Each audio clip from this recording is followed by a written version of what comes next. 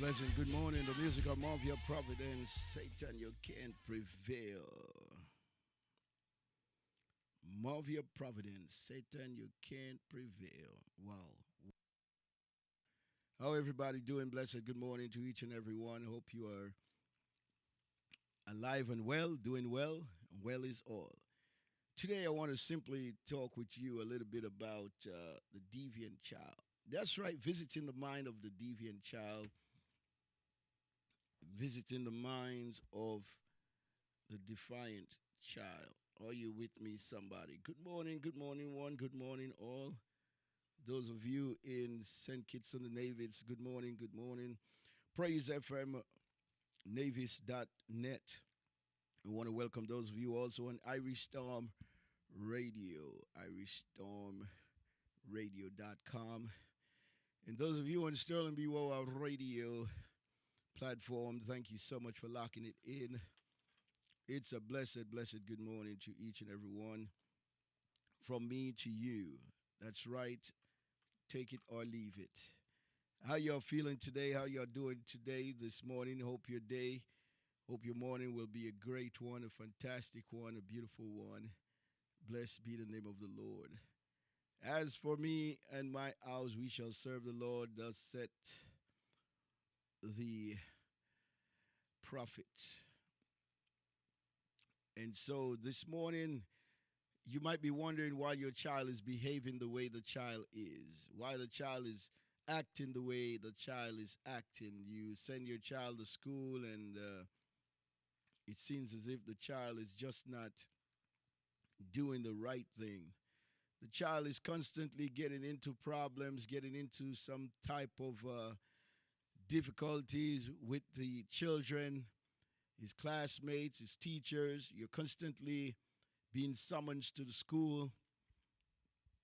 You know, most of the time, someone would say a child learns what they see, right? A child learns what he or hers or what he or she sees. And of course, that's what it is. So this morning, we want to enter into the minds of the deviant or defiant child or children. I want to enter into their minds this morning. Hope you don't mind me entering into your children's mind. Try to get some references here for you if I can, but nevertheless, it's all right. So let's look at what we're going to learn about today, and let's see what we can understand from this segment, this program here. As the last time I was on the air with my Caribbean affair, it seems as if the time had changed on me. And so we are experiencing spring forward. We are in spring now where the time clock moves forward 1 hour. So the last time I was with you, when I thought it was 7 o'clock, it was actually, when I thought it was 7 o'clock, it was actually 8 o'clock. Oh, woe is me. Woe is me. Get up late and on the air with my Caribbean affair, but on the air, lost about 1 hour time. So anyway, this morning, you enjoyed a few music up until now. So up until now, you were listening to music. So for the next half an hour or so, we're gonna just go into this somewhat deviant behavior or defiant behavior of a child. It's psychological. The child might be behaving in a erratic manner. So let me remind you, let me let you know and just fill you in a little bit. I'm Dr. Sterling. I've been teaching for over 28, 30 years. I've been teaching regular education, special education students. I have a master degree in special education. I also have a bachelor degree in education, and I have a PhD in uh, ministry. Right, I have a PhD. So I have two doctorate in ministry. All right, so I'm sitting in front of you and declaring who I am and let you know so that you can rest assured that I know what I'm talking about.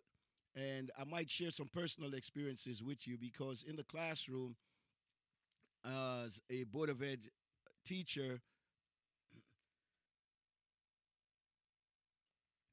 working and teaching special needs students, working with this population for several years, I learned to understand that the parents get paid or the parents get compensated, whether they might be step parents, foster parents, or natural parents or natural the parents that give birth to the particular child. And come to learn, as of last week, it's about 70,000. Okay, they will get for each child. So each child they will be compensated at least 70,000. So this is big business. The states get millions of dollars, which the states um, used to run the schools. Then the mayor of New York City runs the schools. So in your particular state, I'm not sure how it goes. So in your particular state, where you are, I don't know who runs your educational system, but we see where the current administration now runs the Board of Ed system from the leadership of the White House, where the executive office gets to appoint those who runs the Board of Education. But you have private education, you have public education. One of these days, I need to do a full discussion on that as well. So, welcome to Sterling in the Morning. Talk with the chaplain, speak with the chaplain. And I want you to get my number and write it down 917 455 3072. You can call me on the WhatsApp line or you can call me on a regular line or regularly. You can call me on WhatsApp or you can call me regular. So um, feel free to call, feel free to reach out to me, whether during the program or after the program. All right, feel free to do so. Okay. Let me see what's going on here. If I'm good. All right, I'm good. So feel free to reach out to me at 917 455 3072. That's a universal number right there. So when we're looking at defiant behavior in children, we're looking at behaviors that are out of the norm for most people, right? We're looking at behaviors that are volatile, behaviors that violate social norms, behavior that includes breaking all the rules. You all remember that song, right? Breaking all the rules if possible, uh, not adhering to social expectations, not listening to the law or following the law of the land, law of the home, law of wherever, right? Just breaking the laws left, right, and center, no regards for the law. Um, and so socially accepted behavior is not a norm. And so, on the other hand, this type of behavior, which are deviant behavior, refers to actions that are generally viewed as inappropriate behaviors. And so, many times, these behaviors sometimes can be viewed as appropriate to the child and possibly appropriate in the presence of some people or other people. So, um, when we're looking at examples of deviant behavior, we understand that these behaviors can range from lying to chewing with your mouth, doing a class session or doing a church session. Yes, doing church session, chewing with your mouth, chewing gum, blah blah blah, whatever. Um, but especially in the classroom, right? One of the rules in the classroom: no chewing of gum. A lot of them would come with tons of candies. I remember back in my days as a student at 275 junior high school, 275, located right there at Linden Boulevard and Hegeman, right between Linden Boulevard. A matter of fact, it was what was the main street? The main street, I think, is Rockaway, right? So the school was right there at Hegeman and Linden Boulevard. And I remember back in the days in the early, no, late 70s, early 80s, a lot of students would come to school or come to class with Noah laters. Y'all remember Noah laters? Maybe y'all too young for that. No, I'm just kidding. Yes, so Noah laters was that hard rock square candy.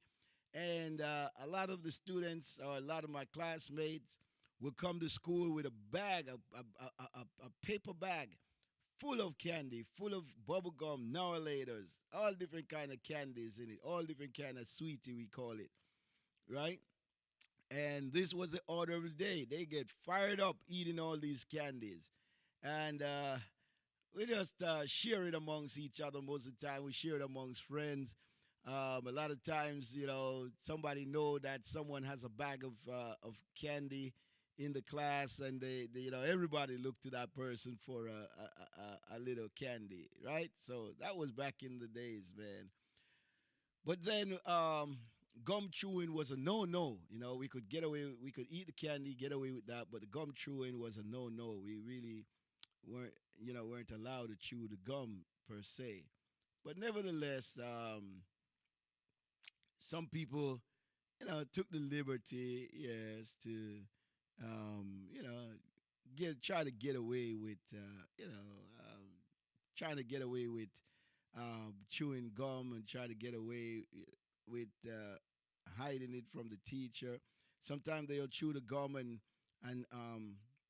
paste it under the seat, right? They'll chew the gum, paste it under the seat. But as for a defiant child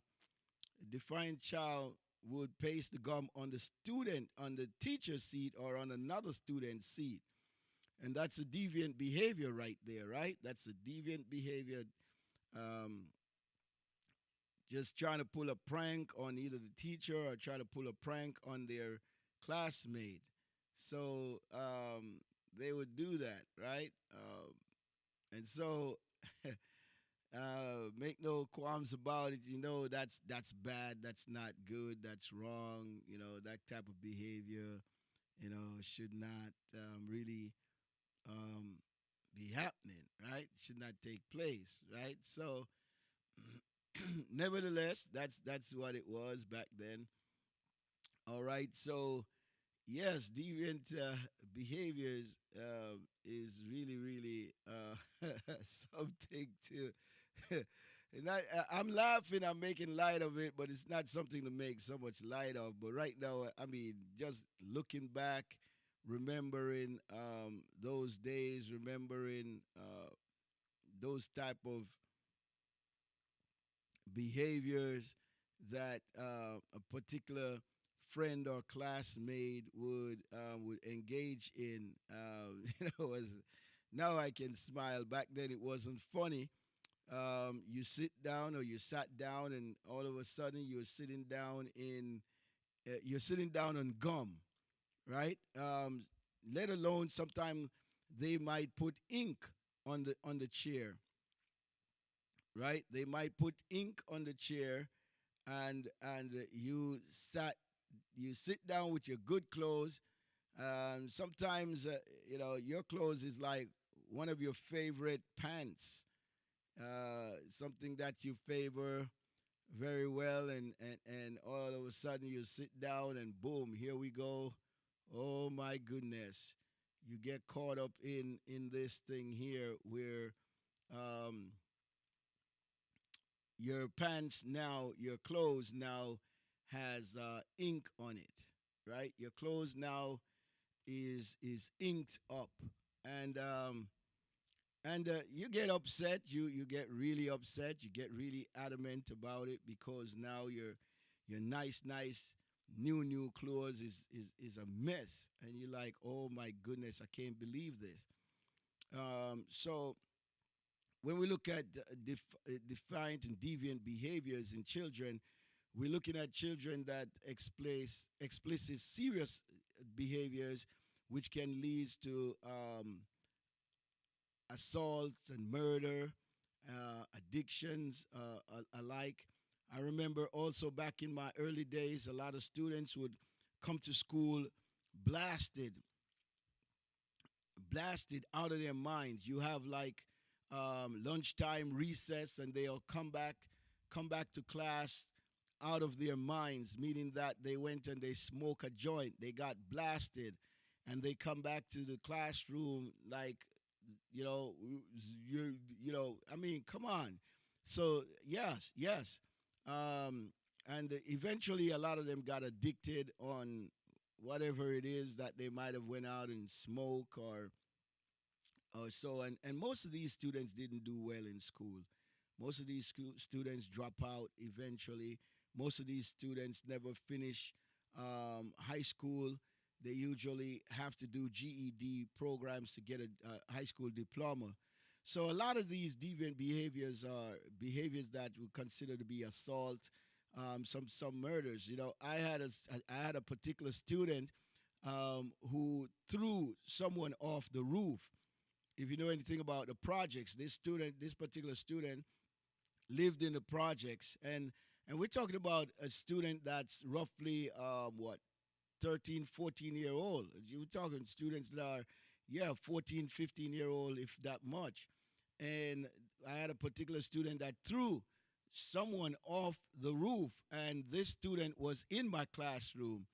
And the type of subject I was teaching at the time was technology education. So I had like what we call a shop program where these students have access to instruments or tools. These tools they could particularly use as weapons, but I had to be very strict, very careful. Uh, Everything had to be accounted for. Most of the tools and most of the resources had to be on the lock and key. We had to lock things up. They had tendency when they get into fights, they'll pick up the chair, the stool, they might throw it at each other or hit each other with the stools and so forth. So this was the type of population I was dealing with. And I'm talking about the 90s. We're talking about the mid 90s, around 1990. Well, call it early 90s, 1992. Or I was actually teaching these students from the early 90s. But in various communities, the student behavior differs. In the white neighborhood, the students that are defiant, the type of behavior was so much different from the students that were black, the Americans, the Caribbean. The behaviors are different, and then when we get into a poorer neighborhood, the behaviors is more extensive. It's a higher level of behavior, more detrimental behavior.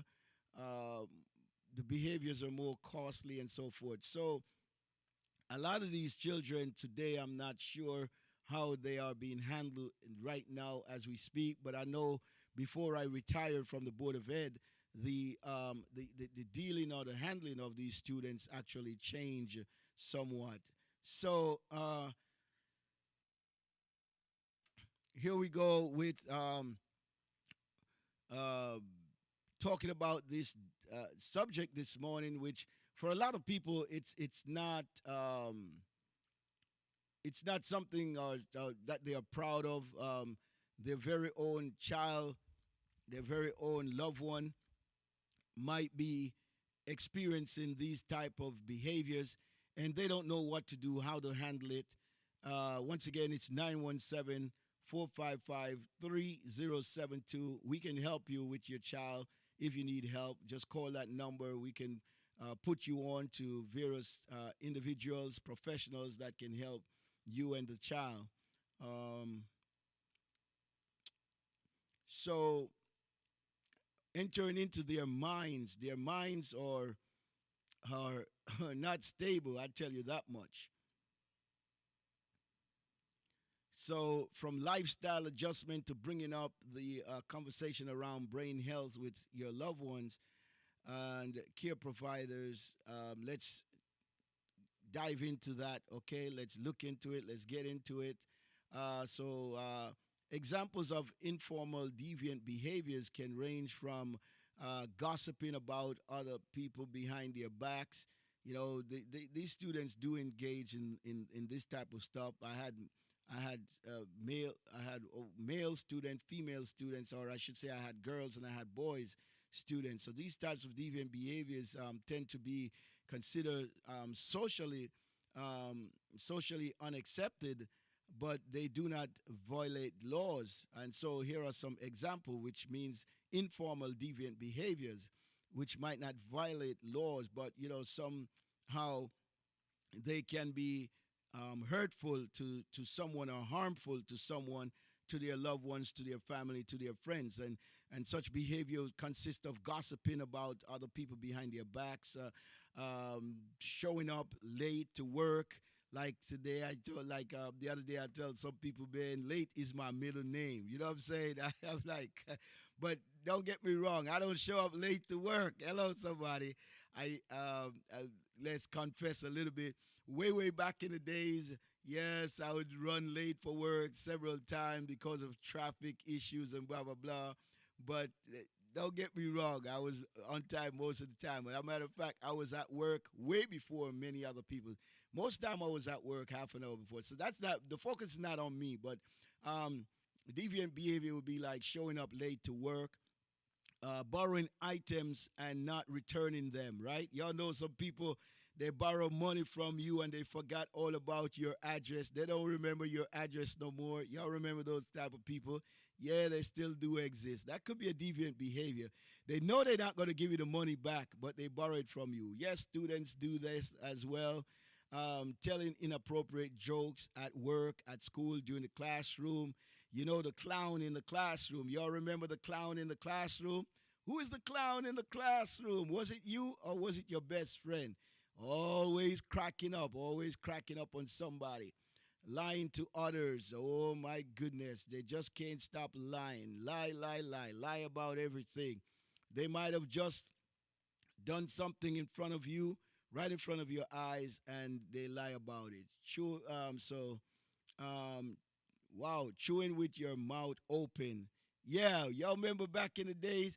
A matter of fact, also cracking gums. Y'all remember those people you used to be in the classroom and you have a student that crack the gum, they chew with their mouth open and you hearing making all that noise, and then they will blow the gum or crack the gum. They have a way of chewing the gum, and the gum would crack.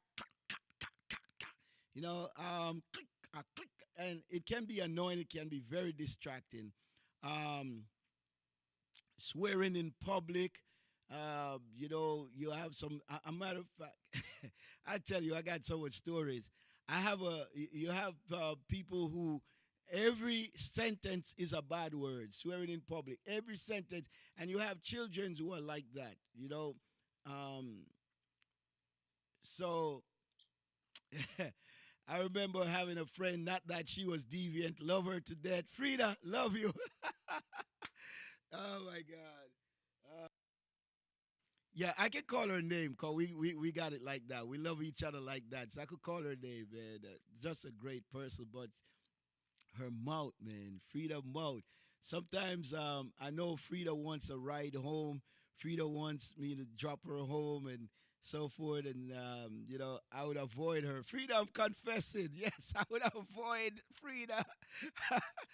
Sometimes I'll leave work, I'll leave early, walk through a different exit just to avoid taking Frida in my car because I was a Christian and Frida would cuss like a drunken sailor. My God, every sentence out of Frida's mouth was a bad word. So I used to like hide from Frida a little bit, you know what I'm saying? But I love her to I love Frida so much, man.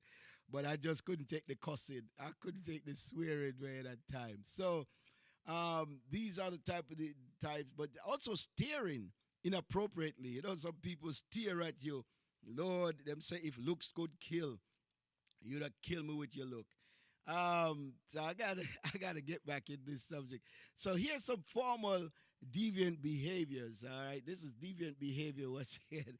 So folks, bear with me for a little bit. These behaviors are generally classified as criminal acts and are subject to punishment. Right? Oh boy, subject to what's going on here? I mess with my microphone and what is going on? What's going on with the microphone now?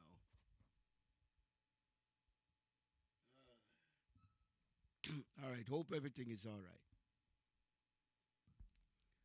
Okay, hope y'all can still hear me. Hope everybody can still hear me and it's not statically. But nevertheless, something is not 100% with my microphone, but I'll check it out later. All right, so nevertheless, these formal deviant behaviors, generally classified as criminal acts, criminal, potentially criminal, I should say they are actually criminal, and are subject to punishment, right? So let's look at some of these. These are domestic violence, right?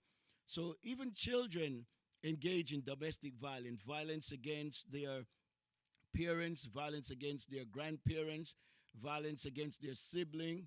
I kid you not, we have brothers who would break brother's arm, or brothers who would break sister's arm, brothers who will take a pencil and jam it in a sister's arm, sister who will take a pencil and just jam it in a brother's arm. Um, so you're experiencing violence inside the family, inside the home. That's basically domestic violence. And a lot of these children also learn the domestic violence from their parents. Children do what they see, children learn what they see. So if you have a child that's possibly a grown person now, that child is explicit in some of these domestic violence because that's the environment that child grew up in. The child grew up in this domestic violence behavior, and so now the child is displaying it as an adult. Now we can talk about that also, in depth, where a lot of these men end up hitting their woman. A lot of these men end up psychologically abusing, socially asking the person to stay home, don't go nowhere, lock the person in. The person can't socialize with their family. The person can't go to the store, go no, because the man is just abusing that person. Then we have what is called rape.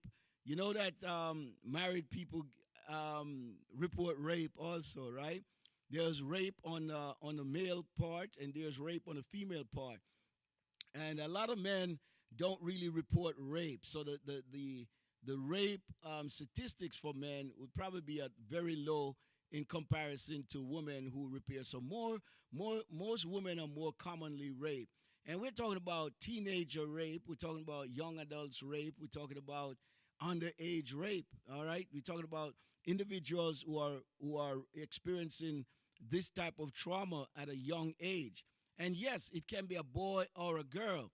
All right. And the boy can display such behavior, and the girls can display such behavior as well. So when it comes to these deviant behavior, we see in school where certain individuals are called to the dean's office or calls to the principal office because during certain time the person might touch an individual girl or try to force themselves on her. And I experienced these type of behavior during my tenure as a teacher as well. You remember individuals were caught in these type of behavior, sexual harassment, rape, and so forth, and they will sweep it under the rug, so to speak. They will cover for the child. So most of the time, these deviant behaviors because these children were behaviorally challenged. We did not so much report it to the authorities. We try to deal with it internally. And so the principal will have a meeting, and then the principal will have a meeting with the child's parents, or the children parents, and try to rectify it, instead of having it go to the criminal court or go to the precinct or stuff like that. So we'll try to rectify it inside, in house, right? And a lot of these boys will lower the girls to the auditorium or to an empty classroom. Hence, it is told that you should keep your classroom locked, because sometimes these children wander the hallways. They get into these, you know, empty classrooms, and they do things that they shouldn't do. So yes, there are boys who are caught up in rape, and today, individual girl might rape another girl. So we have that. We got to keep that in mind also. Okay, you have an individual girl who will force themselves on another girl, and so there are times you need to check your child. There are times you need to check your child body, check where these scars come from, check, take them to the doctor sometime, make sure the cervix is not broken, because they're not going to tell you. They're just going to simply hide it because they're ashamed, and they're not going to tell you. And so you have these type of behaviors happening to your child, and you are not aware because you never took the child to get the child checked out or stuff like that. Then these form of behavior can lead to murder, theft and robbery, assault, violence, bullying, fraud, addiction, substance abuse. I mean, the list goes on and on and on.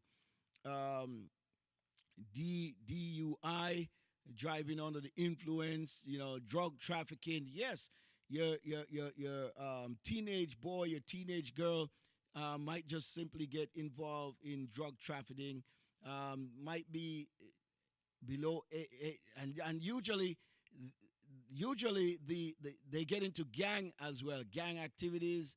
They get into um, moving the drugs or trafficking the drugs for individual, because they are told that they are underage, and they will be tried as not so much a juvenile most of the time, but because they are underage, they won't be tried, and they won't even have a juvenile record.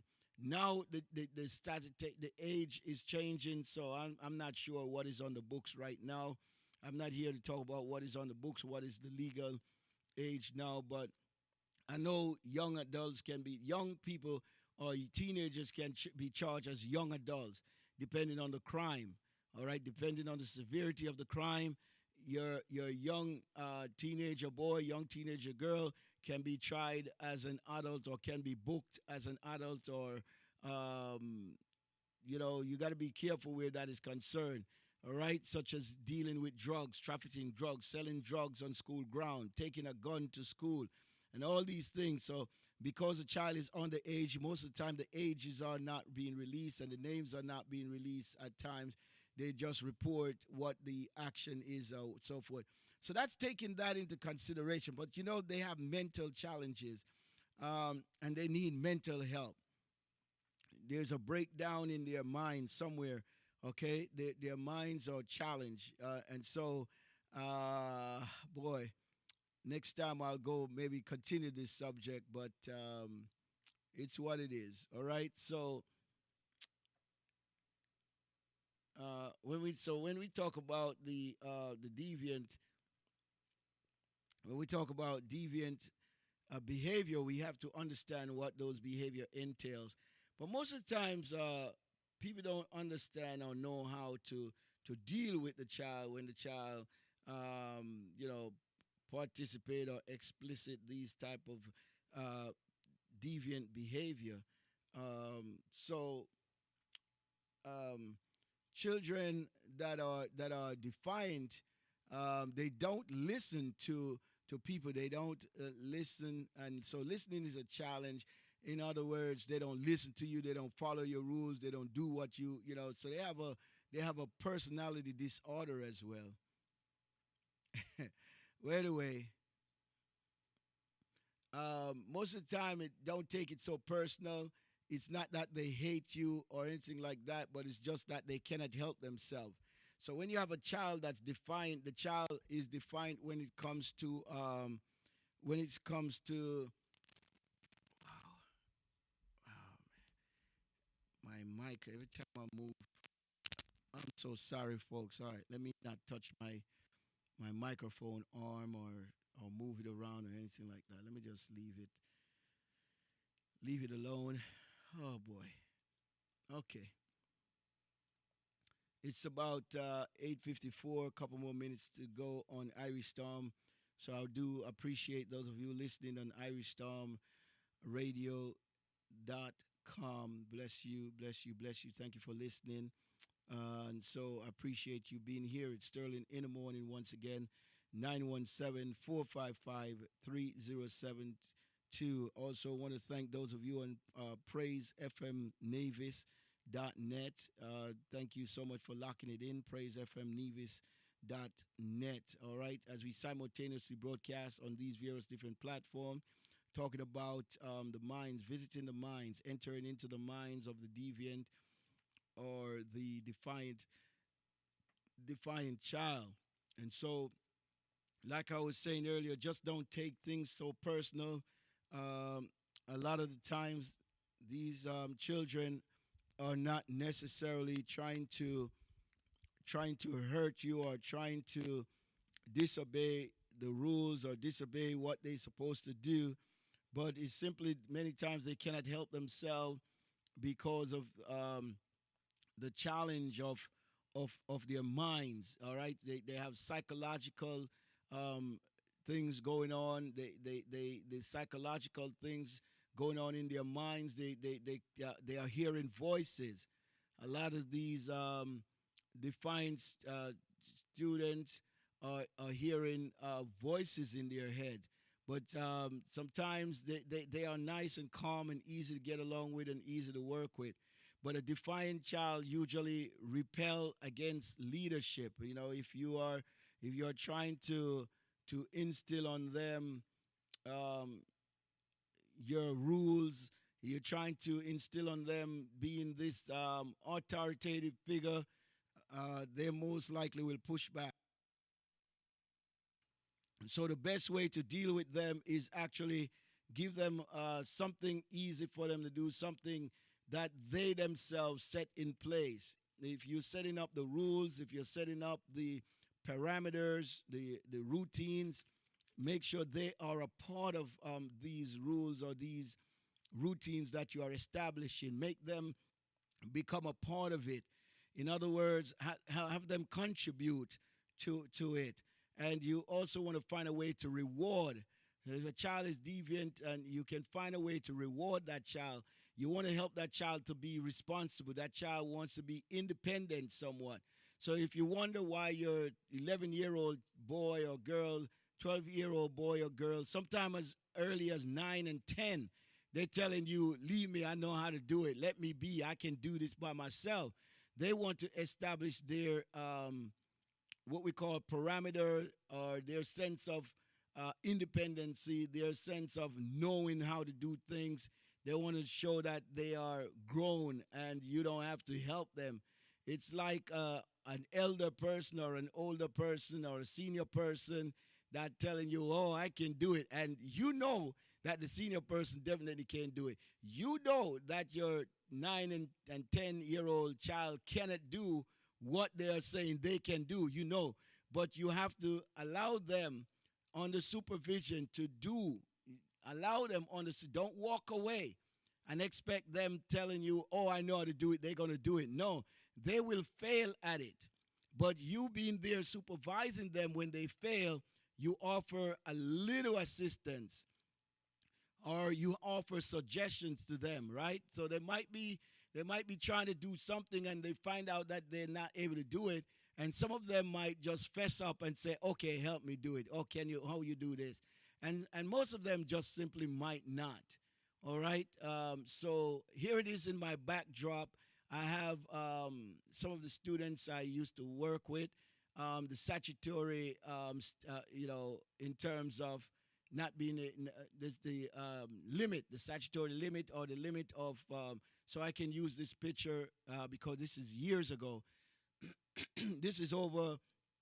This is over 10, 20 years ago. This picture is as old as I don't know 2000, 2005, 6, maybe a little later. But nevertheless, Um, this is what I did with these students here. The picture in the backdrop. Allow them to meet this type of self gratification. So I allow them to make these projects on their own. Give them a sense of responsibility, a sense of independence, and when they are able to accomplish it, they feel good about themselves. They feel productive, and that's what your deviant child wants in their life. They want to feel productive. So even if you want them to wash the dishes out of the sink, it's not as simple as that. Go wash the dishes out of the sink. No, it's you offering them some form of independency, some form of reasons why, some form of responsibility, some form of reward when they do this type of chore over and over, vacuuming the house, cleaning up their rooms, all of these things. You as an adult, you as the parent might feel that yes, it's your responsibility to tell the child to do it, and the child must obey you and do it. No, if you have a defiant child, if you have a deviant child, that child is not going to just get up and do it that child is going to find a way not to do it. But if you instill in that child a reason, give that child a purpose, give that child the sense of ownership, you know, explaining why is it that they need to clean up the room or keep the room clean, giving them some incentive when they do make an effort. And so to some people, what is clean is not clean. Some people, cleanliness might look a certain way, but it is really okay for some people. Something might be a mess, and they pass it off as being clean. So the level of cleanliness for some people, it varies. So something might be really a mess, and someone might look at it, it's not a mess to them. It's okay. Some people might look at something so clean and they might look for a little spot. They are perfectionists. And even though the area, even though the environment is clean to you and like spotless to you, to them it's not. They have to find something to fix or something to show you that you just didn't do it perfectly. So you have people out there who are like that. And so when it comes to the deviant child, which I covered some of that 2.5 weeks or 3 weeks ago, you have to understand that there are just simply ways that you can engage with your child, build that relationship, build that rapport. Your deviant or your defiant child is just simply looking for ways that they don't have to comply to what you say. They see you as this authoritative figure. They see you as this person who wants to dictate their lives. So we just got to be careful about that. All right. Oh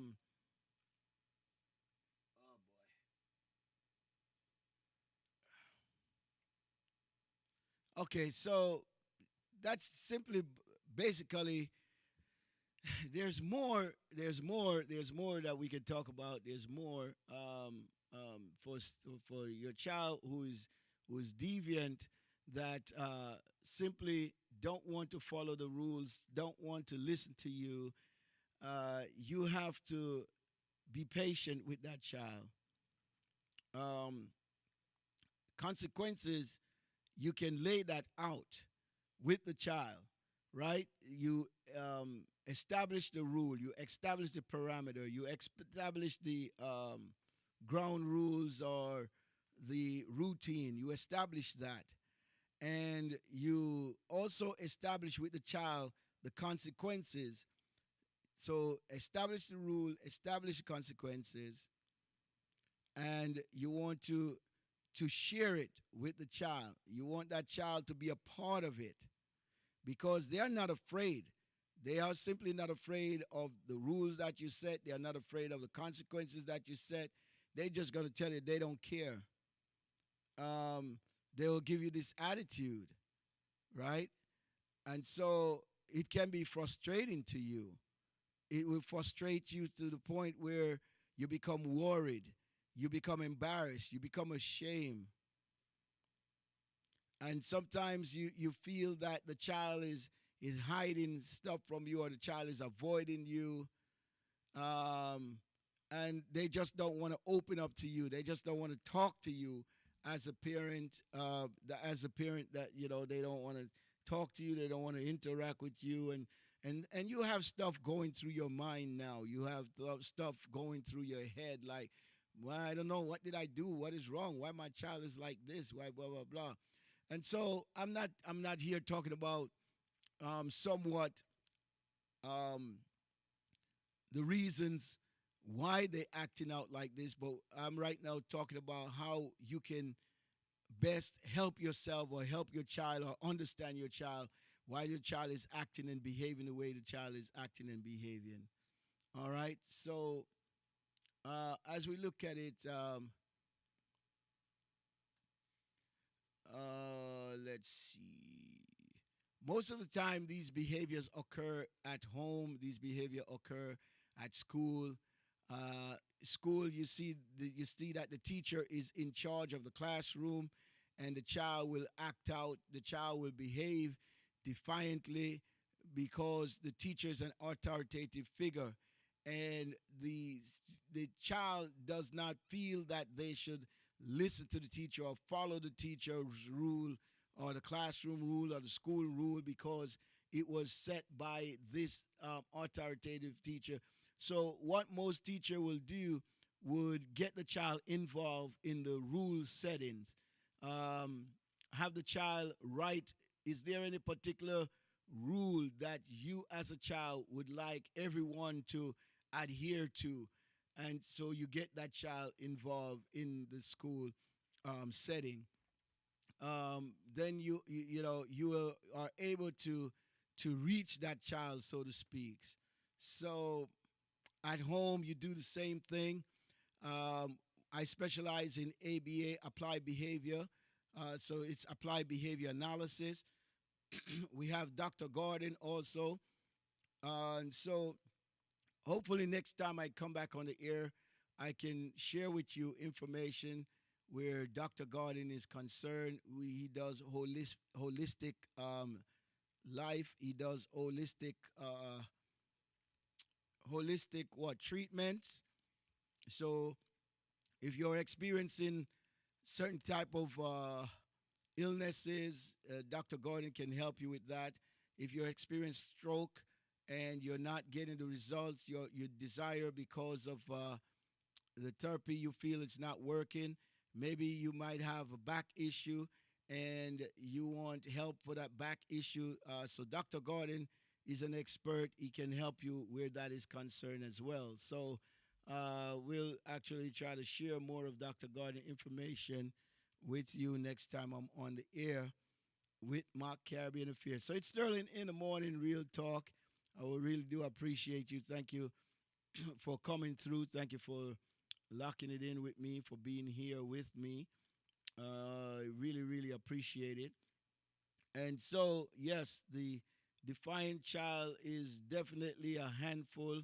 Definitely, wow, a challenge for most parents. No, just don't know what to do. So I gave you a little pointers there. I'm quite sure there are more. There are, you need to establish a good relationship with your child. The child, looks to you as an example as well. Look to you as not so much the authoritative figure, but they look to you as the father, as the daddy, or as the mommy that's responsible to feed them and to clothe them and to so they expect all of that from you, but you can hold them accountable as well.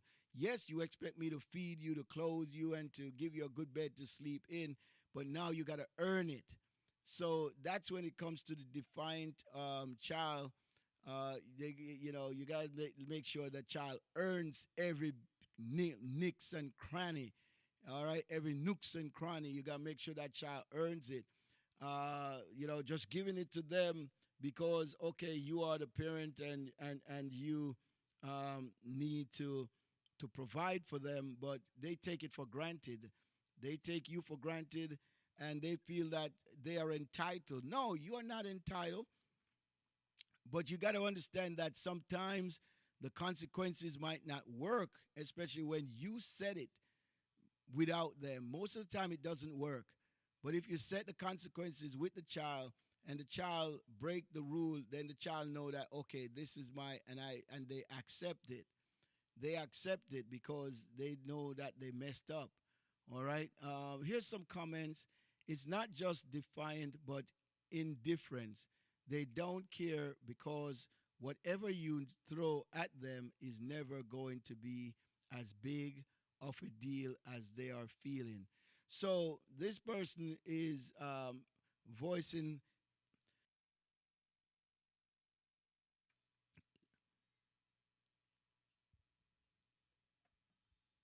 All right. Okay. So this child is actually this person actually voicing um okay, so this child is actually voicing just a comment, but we'll pick up another time.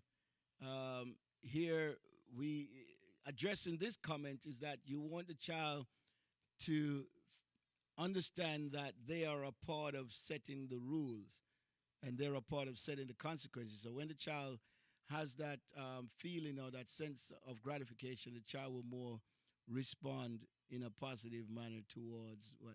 So, hey, God bless you. Hope I make a difference this morning to somebody somewhere. Have a blessed and wonderful rest of your day or night, wherever you are listening. God bless.